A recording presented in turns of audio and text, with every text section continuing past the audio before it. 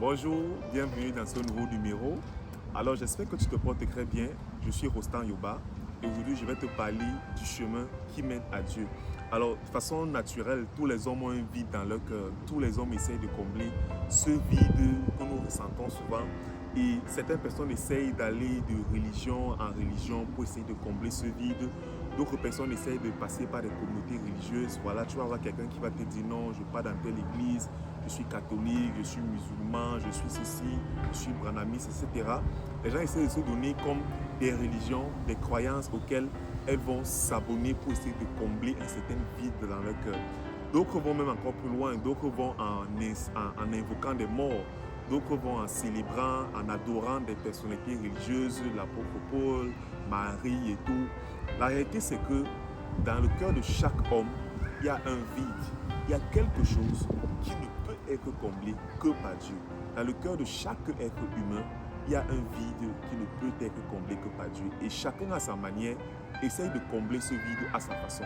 Alors cette vidéo s'adresse à ceux qui essayent de combler ce vide en se donnant à la religion ou alors à des religions en disant que voilà, je crois en Dieu en pratiquant X ou Y religion, en pratiquant telle œuvre, etc.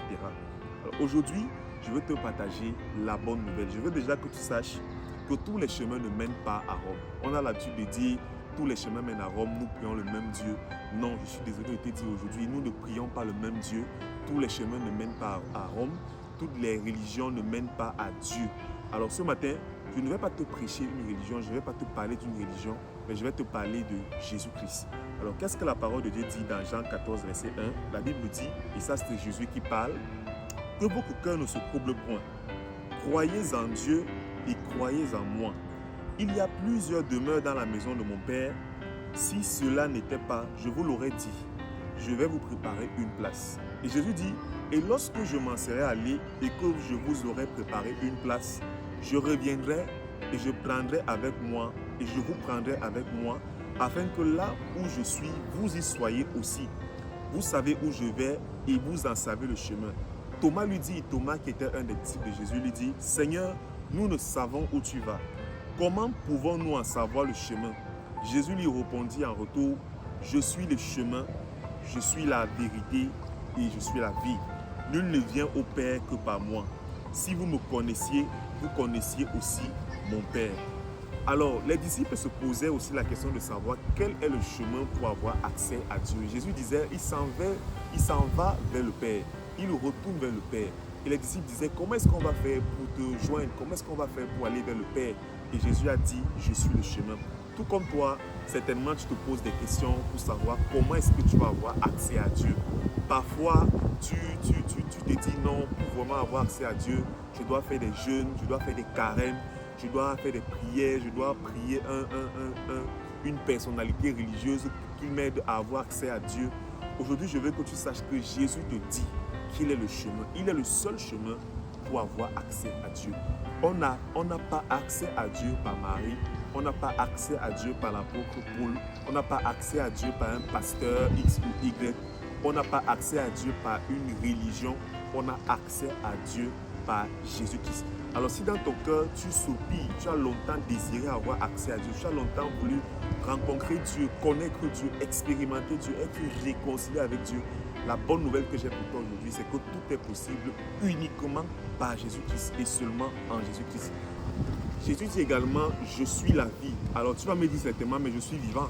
La Bible nous parle de la vie et de la mort spirituelle. La mort spirituelle, en fait, c'est le fait d'être tout simplement séparé de la présence de Dieu. Si tu es aujourd'hui un homme, tu n'es pas dans la présence de Dieu, tu n'es pas réconcilié avec Dieu, tu n'es pas avec Dieu, je veux que tu saches que selon les Écritures, selon Éphésiens 2, verset 1, tu es mort spirituellement parce qu'à cause de tes péchés et étant séparé de Dieu, tu es considéré comme un mort spirituel. La Bible dit dans Jean 17, verset 3, la vie éternelle, c'est qu'ils te connaissent, toi, le seul vrai Dieu, et celui que tu as envoyé, Jésus-Christ.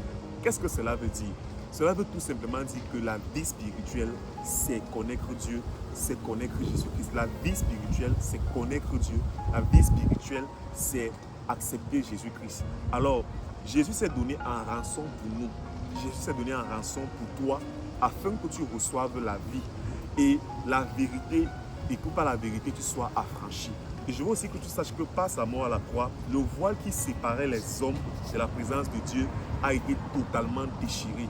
Alors, si tu acceptes de venir à lui, si tu acceptes de venir à Jésus-Christ, je veux que tu saches que ce voile a été déchiré et tu as la possibilité de rentrer dans la présence de Dieu. Tu as la possibilité d'avoir accès à Dieu et tu as la possibilité d'être réconcilié avec Dieu. Tu as peut-être longtemps cherché à rencontrer Dieu. Tu es allé d'église en église, tu es allé de religion en religion, de prière religieuse en prière religieuse. Aujourd'hui, je veux que tu le saches, c'est Jésus le chemin pour avoir accès à Dieu. Ce n'est pas une religion, c'est Jésus et uniquement Jésus-Christ. Et je veux que tu saches que Jésus t'aime. Jésus t'aime et la Bible dit, il nous a aimés, il a donné sa vie pour qu'on soit sauvé, pour qu'on soit racheté. Jésus t'aime. Malgré tout ce que tu as eu à faire par le passé, Jésus t'aime. Et Jésus veut te pardonner. Jésus veut te changer. Jésus veut te transformer. Et Jésus veut te réconcilier avec Dieu. Je ne te parle pas aujourd'hui d'une religion, mais je te parle de Jésus qui est venu, qui est mort pour toi, qui a donné sa vie pour toi, afin que tu sois sauvé et que tu deviennes un enfant de Dieu et que tu aies accès à la présence de Dieu. Alors si tu m'écoutes aujourd'hui et tu vas être réconcilié avec ton Créateur, tu vas avoir accès à la présence de Dieu, je veux que tu fasses cette prière en commentaire. Et si jamais tu fais cette prière, n'hésite pas à m'écrire et ensemble, nous allons discuter. Que Dieu te bénisse. Excellente journée à toi. Shalom.